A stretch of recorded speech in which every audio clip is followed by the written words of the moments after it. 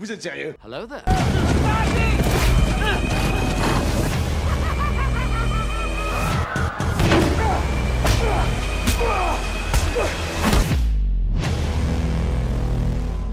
J'ai vu tant de choses que vous, humains, ne pourriez pas croire.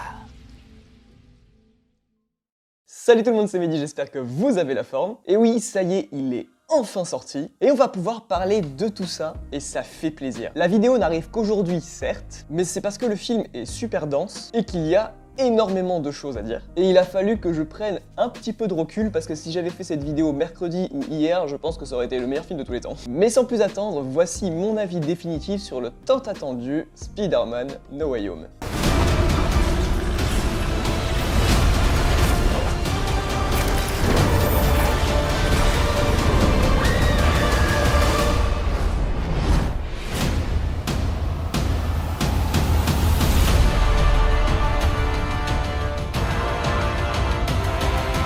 Spider-Man No Way Home est donc le troisième film Spider-Man de l'ère Tom Holland, et c'est encore, malheureusement, réalisé par Jon Watts. Faut le virer ce mec, hein. Et au casting, comme d'habitude, on a Tom Holland, Zendaya, Jacob Batalon, Jon Favreau et Marisa Tomei. Mais cette fois, on y ajoute Benedict Cumberbatch, Jamie Foxx, Alfred Molina et l'immense Willem Dafoe. Ah oui, et j'oubliais aussi J.K. Simmons, qui reprend son rôle de Gigi, et ça, c'était la meilleure nouvelle quand ça a été annoncé. C'est l'heure de vos pilules. Pas celle-là. Pas celle-là.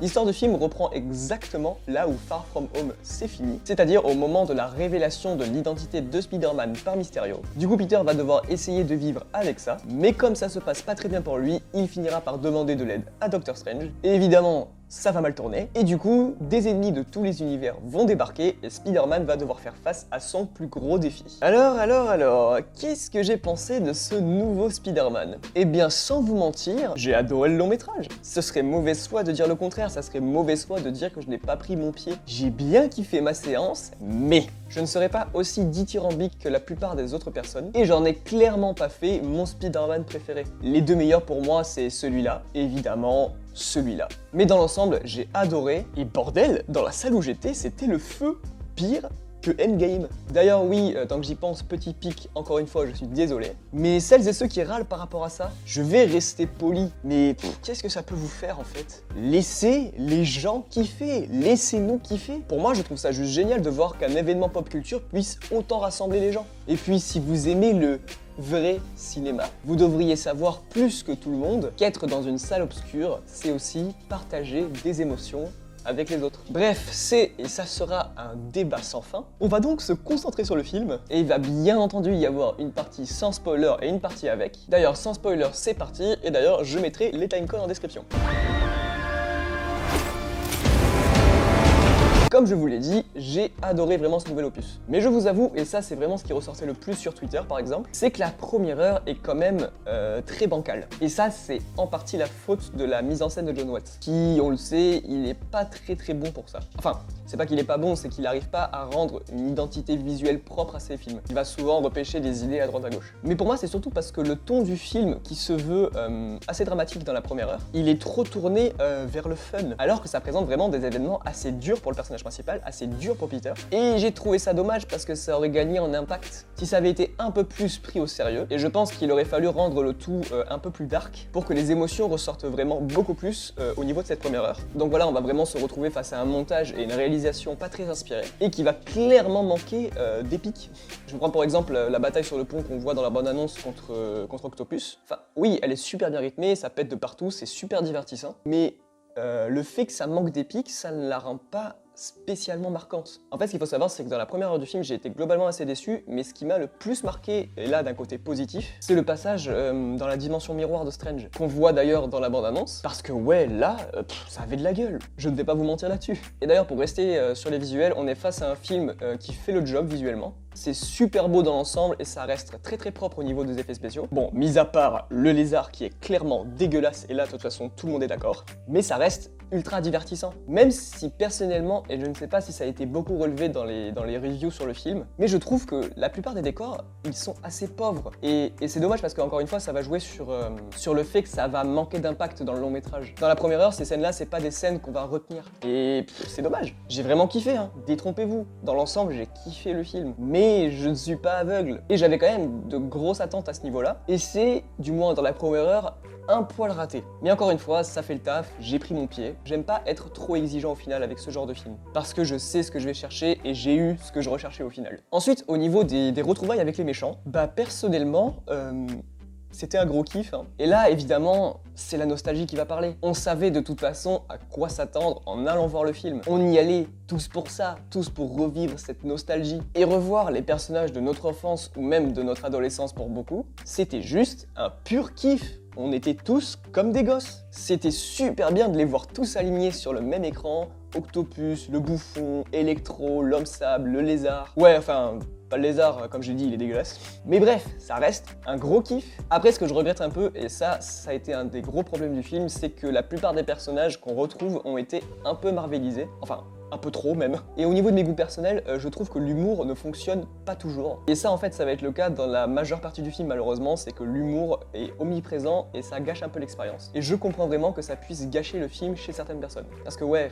l'humour il fonctionne pas toujours. Ensuite, malgré la mauvaise réalisation de Watts, enfin mauvaise, bon j'exagère un peu mais bon, bref. Et ça va être pour moi le plus gros point positif du film. Et c'est vraiment au niveau de l'évolution du Spider-Man de Tom Holland. On atteint enfin un point de maturité. Le personnage évolue dans le bon sens et bordel, qu'est-ce que ça fait plaisir! J'ai hâte de voir comment ça va se passer dans les prochains films, parce que ouais, ça annonce du lourd, et j'ai déjà si hâte! Je pense sincèrement que là, Tom Holland nous a livré sa meilleure performance en tant que Peter Parker et en tant que Spider-Man. Et ouais, c'est assez remarquable à ce niveau-là, et c'est un gros coup de cœur pour moi sur ce point. Voilà, je pense avoir fait le tour pour la partie non spoiler, et vous l'aurez compris en tout cas, j'ai passé un excellent moment devant Spider-Man No Way Home. C'était un pur moment de spectacle et de nostalgie, et c'est vraiment ça que je recherchais de toute façon. Et c'est vraiment là où j'attendais le film et je n'ai pas été déçu. Après, évidemment, comme je l'ai laissé sous-entendre, le film souffre d'être un Marvel, mais si vous êtes client ou si vous êtes fan, allez-y sans vous poser de questions parce que le spectacle est garanti. Vous allez vraiment surkiffer,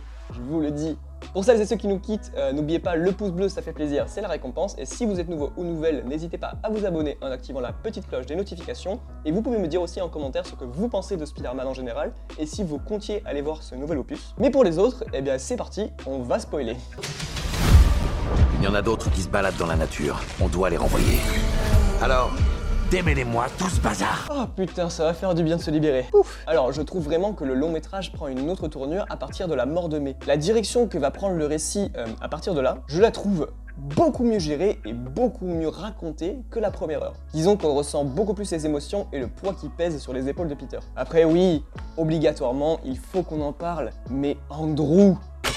Andrew. Toby. Quelle émotion, quelle joie, quelle putain de dinguerie. Et c'est pas les pseudo-cinéphiles des réseaux sociaux qui vont venir gâcher mon plaisir. Voir les 3 Spider-Man sur le même écran, je pense vraiment que c'est un de mes moments de cinéma les plus marquants. Bah, c'est clairement un rêve de gosse qui s'est réalisé. Et pour ça, je remercie Marvel. Et je pense aussi que la chance qu'on a, c'est qu'on peut découvrir le film avec des fans et l'ambiance dans les salles était juste folle. C'était vraiment incroyable. Le combat sur l'échafaudage au niveau de la Statue de la Liberté à la fin est juste insane pour moi. Et je trouve que l'alchimie entre les 3 personnages fonctionne à merveille. Bordel, mais j'ai failli chialer en voyant Tobey Maguire. D'ailleurs, il a pris un petit coup de vieux. Hein. Alors oui, je suis heureux pour ça, mais tout n'est pas rose pour moi à ce niveau-là quand même. Je trouve quand même leur apparition pas si marquante que ça au final. Je les attendais ailleurs, ça aurait tellement pu être mieux de toute façon. Et je regrette un peu qu'ils aient été trop marvelisés, comme c'était le cas pour les méchants. Je veux dire par là que par exemple pour le Spider-Man de Tobey Maguire avec qui j'ai grandi, bah j'avais pas l'habitude de le voir faire autant de blagues. Et je vous avoue que ça m'a parfois même un peu gêné. Mais ça n'a pas gâché mon plaisir de le revoir. Par contre, ouais, là j'y pense, mais j'ai eu une grosse frayeur quand le bouffon a planté Toby. J'ai jamais eu le palpitant aussi rapide. Ensuite, pour conclure cette vidéo, je vais parler plus en profondeur de la fin. J'ai vraiment adoré le traitement du Spider-Man de Tom Holland. Le fait qu'il assume ses responsabilités et qu'il veut que tout le monde l'oublie, c'est une fin douce amère, mais c'est une fin parfaite. Et j'ai trouvé ça vraiment extrêmement fort comme choix. On va enfin rentrer dans une nouvelle ère pour le personnage de Tom Holland, mais pitié, virez-moi John Watts. Parce que ça va être un bâton dans les roues, et ça empêchera les autres films d'être masterclass. Et pour parler vite fait des scènes post-génériques, la première scène post-générique avec Venom, ce gros troll, était juste magnifique. Et le teaser de Doctor Strange Multiverse of Madness, j'ai kiffé et j'ai si hâte. Bon bah voilà, c'est tout pour cette partie spoiler. Je pense qu'on a globalement fait le tour du film. J'ai beaucoup plus kiffé la deuxième heure que la première, comme vous avez pu comprendre. J'ai pris mon pied et... voilà. Pas le meilleur Spider-Man pour moi, comme je vous l'ai dit plus précédemment dans la vidéo. Pas sans défaut, loin de là. Mais la nostalgie et le fanservice a complètement marché sur moi. Je le reverrai avec grand plaisir et je suis heureux de voir à quel point le film marche et à quel point il fait un carton, bordel. Qu'est-ce qui se passe? Ça y est, ils arrivent! Et je ne peux pas les arrêter!